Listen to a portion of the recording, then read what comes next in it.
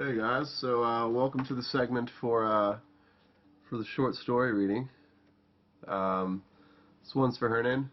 It's called The Hall. I figured you'd like it because it's the one about my balls in the vice. like the chef. Anyway, I'll never forget the time I saw the hotel as I was to learn the meaning of pain from. I think of it the way I suppose my favorite writer as a boy, Stephen King, thought of the places of evil from where he began his tales. The mansion in Salem's Lot, the hotel in The Shining. Places that maybe should be left undisturbed by a young writer, but which our curiosity qualifies we can do nothing but postpone that eventual moment, that one where we know we are in deep and cannot see the way out. Truthfully, places like that have nothing on an internationally acclaimed kitchen during dinner rush, at least where terror is concerned. The hall had massive pillars guarding its pristine facade, strangled by the vines and shrubbery whose perfect edges were maintained like pedicures of a god by a dozen migrant workers. They were only seen by us early arriving employees, of course, early in the morning, before any of the clientele would be perturbed by their hard-worked, brown bodies. The cars out front were often rentals for celebrities or other members of the higher order. Not those from my end of town. In fact, our whole town was pretty middle class, aside from those few wealthy stretches of families. So let's just say it, they were the outsiders. I, like most, immediately skipped past the reality that I'd be merely washing shit left over on plates from these diners, and I immediately entered the world of fantasy where I ruled over this place like a king in his castle. All of this daydreaming would of course be put to the burner, not soon enough though, with my first encountering of the Dutch Afrikaner. I'm too afraid to even type his name right now. What if it's like Childhood Bloody Mary or Candyman? What if his recollection, just his name, somehow, haphazardly, hazily, brings his place, still resulting in his conjuration of him? Brandishing his weapon of choice, grabbing my poor testicles with those tongs, destroying what's left of them. In cold sweats I wake. I can see him now. Big madman grin from ear to ear, sweat pouring off him like condensation oozing from a wet, smelly cheese. And those silver, evil, smiling tongs, the mouth of open teeth. I could never look at a pair again the same after that day. My groin even hurts a little right now, in fact. Like those veterans who wake up feeling around for those itches of long ago amputated limbs that they've long since lost. It's not often a kitchen utensil can be compared to such things, but I assure you with absolute confidence, galvanized now by more than a decade's separation, that this fear is quite real. And 100% pure. The only time I was ever comfortable was a few years later when I was working with that crazy British chef, the one who was a punk rocker above all else, who loved to curse on the Queen. And I had the tongs. I can't quite face it yet, though, so let's take a roll call of those other players in that mad little play. There was a chef for every major country when I first started at the Hall. There was an Irishman, we'll call him Gerard. There was a Tom who worked salads, an Italian who did sides, a Greek woman who did a bit of everything, and of course, a Frenchman who provided endless desserts and insults to all around him, sprinkled excessively with each opening of that oven he called a mouth. Now, I had hated French in school as a subject, but granted, it was my first experience hating a person of that, place. Finally, the two who most frightened me. My chef, a Brit, and my sous chef. We've covered him. To describe him in action is to depict a savage animal in captivity, clawing at his captors with efficient and timed movements, precise movements, too perfect to be anything but natural or artistic mimicry. I thought up until that point in my youth that a kitchen was a place for civil, retained, synchronized, timed even, appropriation of culinary creations, and nothing more. I had no idea the fresh hell, and not just me, I had no idea the fresh hell that awaited not just me as the overglorified, quickly salaried dish pig. And the next week, when the boys started in on me with the endless jokes, the fish heads impaled on the nozzle guns of my sink spout. The ones tucked into the hobart so they almost bit you. Those fucking hot pans able to catch you off guard even when they could tell you. Hot prior to dropping into the soupy, hot, greasy mess that replaces themselves each in a new, more disgusting mound. And then likewise switches its assault in fashion in the form of dirtied customers' dishes on the other side. This is the single greatest delusion any young boy ever suffered from, that a dishwasher in domesticity and comfort is anything comparable to that of his job. Up until then, I've been babysitting and working in a comic shop. I mean, I hadn't been working. This was never ever going to be anything like home again, and by the end of it, I'd be different. I like that I threw that in there. My real first wound wasn't so fatal. I was leisurely cleaning a mandolin. Tricky fuckers, actually, because they look deceptively safe.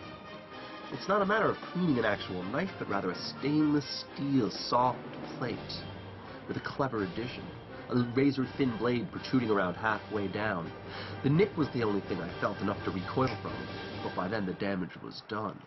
One-time fluke, I figured. Not like I burned my hand. That was next week. I did manage to go the next 6 months without ever meeting the mean end of the mandolin again. How could I have?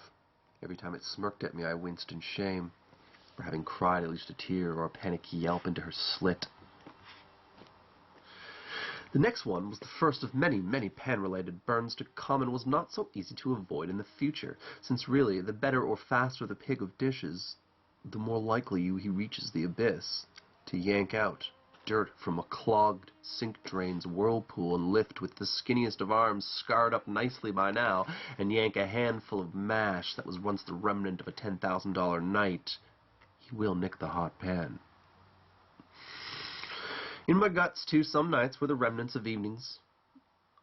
Ostrich egg, a pheasant breast procured from the occasionally generous him, and so much more. The wounds were earned, and they were bettered with many great meals. Oysters, cheesy mushroom risotto, champagne sorbet. I learned how to love food the same instant I learned to hate an industry in which I was at the bottom. Or, more rightly, I learned to despise being at the bottom. Which is when it happened. I somehow joined them. The core group of chefs, of which only 2 were left out, the head chef, not because he was a British asshole or anything, but because he was a head chef. And it was customary, like in the military, the reigning officer can't be seen to socialize with his officers. And the Frenchman, because he was too much of a cunt for anyone to actually tolerate him for anything more than the dinner service. And he was essentially relegated to that same subhuman status as the waiters, who were also incidentally flown in from France and boarded just off the property in time, and boarded in homes just off the property in some building owned by the Hall. But somehow after the incident, I guess, they thought I was somewhere above a Frenchman and a waiter. The incident itself was enough insurance against my ever forgetting my place. Just as well, I've set the table, and now have you dig into the alluded to, ever too hinted at horror show then. It was not my dishwashing skills that lacked, nor was it my scrawniness that betrayed me to his eye, as to suggest perhaps I was easy prey. No, my doom was sounded by the seemingly least important single utensil in the entire building. A fucking tasting spoon. Morne von Antwerp. There, I said it. That's his fucking name. The chef who rode that kitchen every night like a mad cow infected rodeo bull. Sweatily slaved under a thermometer. The main courses were all on him. He wouldn't hesitate to point with those tongs to that thermometer as he attempted to weave and bobbled through the slick end of night greasy floors to gather each station's piling treasure trove of everything, each and everything dirtied. Dirty cutting boards, inserts, knives, and yes, tasty spoons. See that? 150 fucking degrees, aye boy, aye boy! Still in my early training stage, I had nevertheless managed to be myself in one regard. I was mouthy as all hell, quick with comebacks, all too young and proud, and hooked on the laughter I got from sarcastic remarks to ever think of their consequences. And so it came to pass that when a chef made a remark about my skinniness or my red hair or dirty appearance, it took me at least a month to master the act of not acting like a magnetic device to every scrap of dirt in the kitchen. I was literally a fucking magnet. It took me like a week, and I would have every uniform just so destroyed. The art of not... I would respond in kind with humorous attempts to stand up for myself. Stand-up fashion. This worked on every person there, except the Afrikaner. Although at first he chuckled, there was a moment when I know I'd done something he'd forbidden. All the laughs from the others would not have saved me. I'll backtrack to my first or second shift now, after the coward jumped ship. My fucking, the guy who was supposed to train me in fucking bails. He was telling me this kid was like 16 and he was scared. Something put a fear in him, right? Yeah. The chef had to bawl out at me, Never ever come behind! Without saying behind. You know, that was like some big thing. It was like, you had to say behind, like really loud. I was like, wait, you don't know him? Like, I could tell you knew it was behind me though. It was so stupid. Anyway, I understood after why, because like you'd get hurt and shit. Let's backtrack to my first or second shift after the coward jumped ship, when Chef had to bawl out to me, Never ever walk behind me without saying behind. To which I elfishly crawled away from him, forever in total fear of Chef. How stupid of me to think the boss was the most frightening thing that could turn on me. The boss was nothing. Morne was about to teach me a lesson in knowing your place, but also knowing the sous chef was always above said place. Boy, come here! He refused to learn any names for the first month. So many young people having stayed only a few shifts before going to a bag of trash to the dumpster out back, and not coming back. We had this one kid that did that. We called him Hammerhead. I feel really bad that we called him that, dude, because it wasn't fair. And then he ended up like chopping some dude up who like tried to like home invade him and his sister. It was fucking scary, man. It was like Chad's cousin or something. Like, fuck her, dude. Anyway, side note for you. I should have typed that. Fuck. Anyway, boy, come here. I came back, slipping and sliding over the floors, greasy, not because of the lack of prestige. The kitchen was 3 stars at least, but because I was a terrible mop hand at first. What the fuck is this, eh?